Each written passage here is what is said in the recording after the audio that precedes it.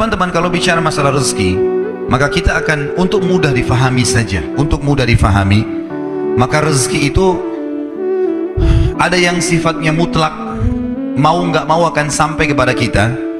Ada yang sifatnya ikhtiar, ada yang sifatnya ikhtiar.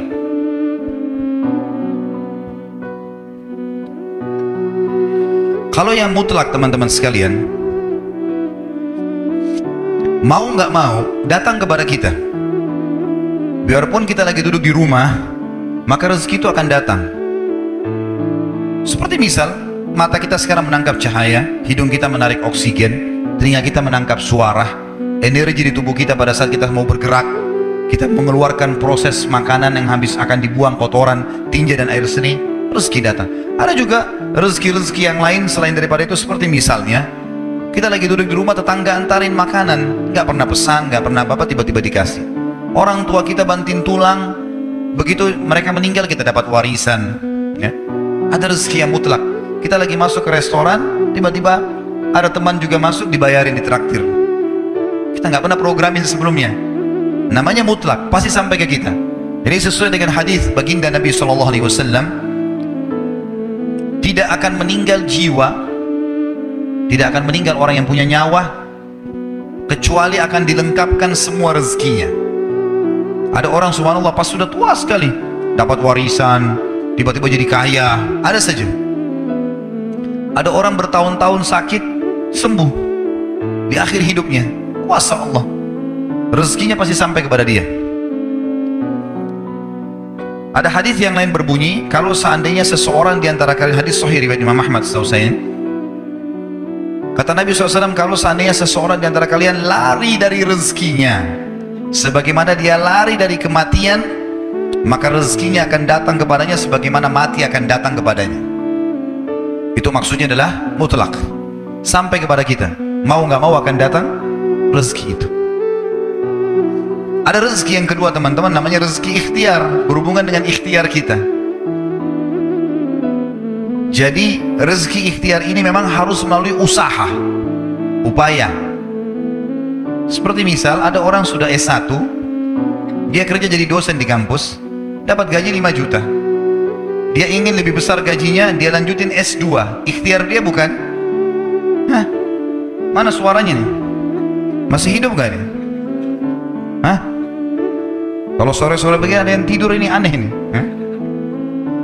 Tapi kayaknya nggak ada yang ngantuk, masalah rezeki soalnya. Jadi kalau orang S1 dia mau lanjut S2, tujuannya supaya gajinya di kampus lebih tinggi. Ikhtiar dia bukan? Ikhtiar dia. Baik, S2 gaji 10 juta, S3 ternyata 15 juta. Dia sekolah lagi S3 supaya gajinya di kampus lebih tinggi lagi. Ikhtiar dia.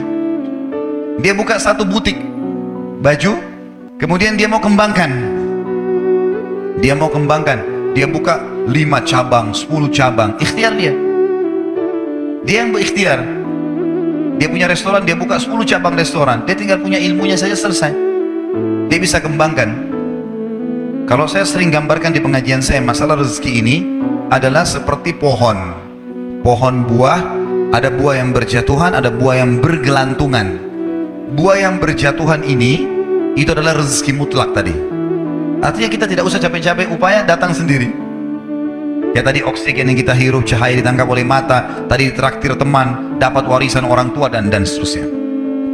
Ada buah-buahan yang bergelantungan, kita harus punya fasilitas, galaka, atau punya tangga untuk naik ke atas. Harus ada ikhtiarnya, baru bisa pungut tuh buahnya. Nah ini siapa saja boleh lakukan.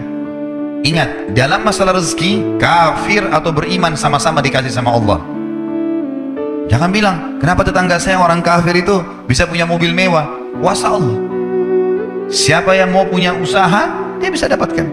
Hanya bedanya antara muslim sama kafir di status halal atau haramnya. Kalau muslim, teman-teman sekalian, kita ini orang muslim, buah-buah yang berjatuhan dan buah-buah yang bergelantungan tadi, yang dibolehkan ambil hanya yang berkualitas. Ada busuk sedikit jangan diambil, halal. Sedikit busuk syubhat, bagus gak ya? Jangan diambil. Kalau orang kafir semua diambil, mau busuk mau enggak semuanya diambil. Kalau muslim tidak. Dan subhanallah, dalam masalah ini para ulama mengatakan seorang muslim mendapatkan keberkahannya. Nanti akan kita bahas masalah itu dalam kiat-kiat mempertahankan dan menjadikan rezeki supaya berkah. Jadi ini gambaran rezeki teman-teman sekalian. Dan supaya kita tidak menyangka buruk dengan Allah, harusnya seseorang di antara kita teman-teman sekalian, harusnya seseorang di antara kalian, ini wajib hukumnya, mengetahui bahwasanya kalau kita ingin mempertemukan tentang kondisi kita dengan kondisi orang lain, maksudnya kondisi orang non-muslim misalnya, pertemukan yang sesuai, yang sepadan. Misal, tidak adil kalau saya seorang pegawai, gaji saya 1 juta misalnya, atau 2 juta rupiah, saya pertemukan dengan tetangga saya yang seorang miliarder kafir. Nggak bakal adil itu. Yang adil adalah pertemukan coba keadaan kita dengan kafir yang gajinya sama dengan kita. Nah, baru kita tahu bagaimana berkahnya rezeki itu. Harus adil, ya. Seperti kasus masalah kemarin di pilkada di Jakarta, saya juga bahasakan masalah itu. Tidak adil sekarang banyak orang non-muslim ini mengatakan, atau orang-orang munafik dari kaum muslimin, pura-pura Islam, dia bilang, lebih baik pemimpin kafir yang tidak korupsi daripada pemimpin muslim yang korupsi. Ini tidak adil ini. Mestinya pertemukan begini, non-muslim yang tidak korupsi dengan muslim yang tidak korupsi. Nah, itu baru adil. Kafir yang koruptor dengan muslim yang koruptor, nah baru adil. Nggak bisa dipertemukan antara ini dengan ini, tidak bisa. Nggak bisa kita pertemukan keadaan kita yang gaji 1 juta dengan tetangga non-muslim yang 1 miliar gajinya atau pendapatannya. Nggak adil namanya. Maka harus kita sesuaikan di sini, ya. Harus kita sesuaikan supaya kita tidak sangka baik, tidak sangka buruk dengan Allah Subhanahu wa ta'ala. Ingat, Allah selalu dengan prasangkaan hamba-hambanya. Ini harus digarisbawahi teman-teman sekalian. Banyak kisah nyata berhubungan dengan masalah ini. Kalau kita menggantungkan nasib kita pada Allah, luar biasa. Ada seorang syekh, saya dengarkan ceramahnya, menarik sekali. Saya tidak tahu orang itu siapa, tapi cuplikannya saya dapatkan dari seorang teman dari Jeddah yang mengirimkan ke saya.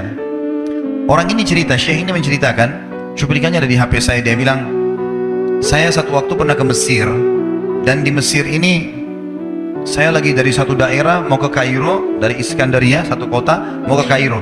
Itu saya tiba di Kairo mungkin sekitar jam 2 malam. Pesawat saya selepas subuh harus berangkat kembali ke Saudi. Dia bilang, saya telepon pengurus masjid, saya mungkin mau mampir di masjid yang saya ceramah kemarin di Kairo itu. Saya mau tinggal di sana mungkin 2 jam, 3 jam istirahat. Nanti habis itu baru kemudian saya berangkat ke Saudi habis subuh. Dia bilang, saya masuk ke masjid, tiba jam 2 malam, turun dari mobil, saya lihat masjid, lampunya nyala semua nih. Kemudian setelah saya masuk masjid, saya temukan ada orang di mihrab, imam, lagi sujud, nangis-nangis. Dan luar biasa, tangisannya itu kalau orang dengar, membuat orang yang dengar pun mau menangis. Jadi saking luar biasa dia, merengeknya sama Allah dalam sujudnya.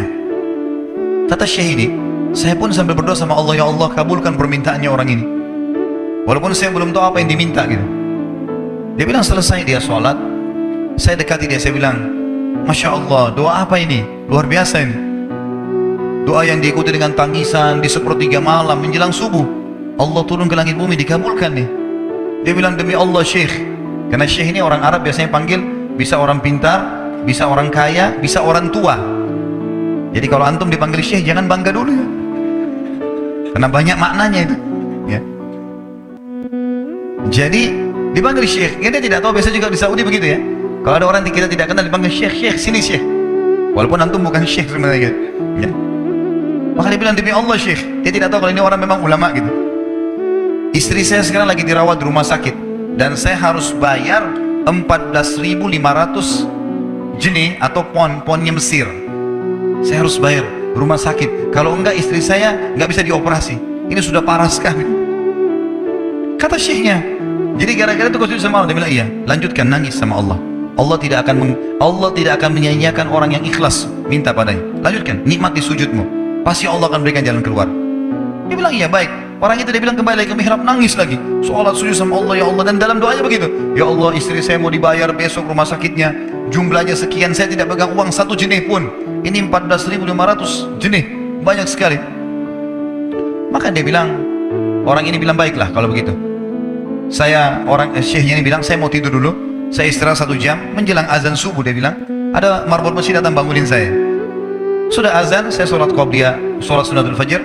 Waktu iqamah, pengurus masjid tahu kalau dia ini ulama, dipanggil demi syekh, tolong jadi imam. Dia bilang saya capek, baru istirahat 1 jam 2 jam malam. Biarlah imam. Dia bilang tak apa-apa, ayat-ayat pendek aja, baca surah-surah pendek aja. Kata Syekh, baiklah. Dia bilang saya baca surah-surah pendek. Rupanya mikrofon masjid karena keluar di luar. Ada satu pengusaha Mesir, apartemennya itu dekat masjid, dan dia suka ikuti ceramahnya Syekh ini di YouTube. Dia bilang turun dari apartemennya, ikut sholat berjamaah di masjid, karena dia kenal suaranya orang ini gitu. Begitu selesai sholat, dia bilang saya lagi zikir, datang orang itu. Dia bilang, Syekh, ahlan usahlan di Mesir. Saya salah satu penggemar Anda di YouTube, dan saya dengar suara tadi. Saya tadinya mau sholat di masjid lain, saya ke masjid ini. Dia bilang, Syekh, saya mau minta tolong satu hal. Kata Syekhnya, kenapa? Dia bilang, saya sudah ngitung zakat uang perusahaan saya harus alokasikan 14.500 jenis. Kata Syekhnya. Orang itu bilang, saya mau alokasikan zakat saya 14.500 jenis. Kata Syekhnya, saya nangis, dengar itu. Nangis, saya terisak-isak. Kata orang itu, kenapa Anda nangis? Syekh bilang, saya nggak bisa jelasin. Dia bilang, saya nangis terus. Kemudian saya lihat ke kiri kanan di sof, mana orang yang tadi malam sholat tahajud? Banyak ada di ujung. Dipanggil sama Syekh, Fulan kesini, datang. Dia bilang, ceritakan masalah kamu apa? Dia bilang, Syekh, saya punya masalah, istri saya dioperasi harus bayar 14.500 jenis hari ini, kalau tidak nggak operasi. Kata Syekhnya, tiba-tiba si pengusaha ini nangis-nangis. Orang ini juga heran, kenapa kalian berdua menangis? Dia masih bingung kenapa gitu. Kata Syekhnya, biarin orang ini yang jelaskan. Yang punya usaha bilang apa?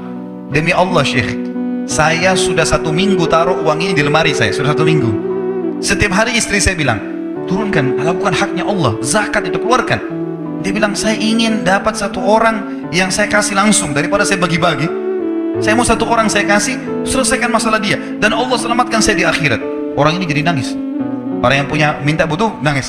Kata pengusahanya, ini uangnya, silakan 14.500. Semoga Allah selesaikan urusan saya di akhirat gara-gara saya bantu kamu. Kata Syekhnya, demi Allah yang terjadi, orang ini yang orang yang punya uang ini yang dikasih uang, dia tiba-tiba lupakan saya dan lupakan si pemilik uang. Dia langsung angkat kepalanya ke langit sambil menangis mengatakan, ya Allah, aku mencintaimu. Terpenuhi kebutuhannya, gitu kan? Kuasa Allah. Teman-teman, cuman kita selalu buru-buru. Kalau seseorang kita di perusahaan mau dinaikkan gajinya saja, mau naikkan jabatannya, dia harus tulis permohonan. Tidak mungkin juga baru hari ini dimasukkan kemudian ketuk ruangan di rootnya, mana permintaan saya kemarin, atau hari ini, nggak mungkin. Seminggu dia sabar, 2 minggu dia sabar, dengan berharap datang panggilan. Kenapa dengan Allah subhanahu wa ta'ala kita tidak begitu, teman-teman? Banyak orang buru-buru, dan kebanyakan orang mau menggantungkan permintaannya kepada Allah hanya pada hal-hal yang kecil, hal yang besar tidak, atau sebaliknya, hal yang besar, hal yang kecil tidak. Kenapa tidak pernah minta sama Allah dikasih motor, dikasih mobil, dikasih rumah? Kenapa hanya minta kalau penyakitnya dihilangkan baru kembali kepada Allah? Itu pun seringkali kita jadikan Allah nomor 30, teman-teman sekalian. Ke dokter ini, ke dokter itu, resep ini, resep. Nanti kalau sudah mentok nggak bisa sembuh baru sholat tahajud. Nah, salah. Islam mengajarkan kita apa? Sebelum makan berdoa, sebelum tidur berdoa, sebelum aktivitas berdoa, sebelum ke dokter doa dulu supaya Allah jadikan kesembuhan. Karena dokter resepnya cuma semoga lekas sembuh, tidak ada pasti sembuh. Makanya teman-teman sekalian, kembali kepada Allah adalah jalan yang paling luar biasa itu. Coba merengek kepada Allah SWT. Allah pasti tidak akan pernah memungkiri janji-janjinya.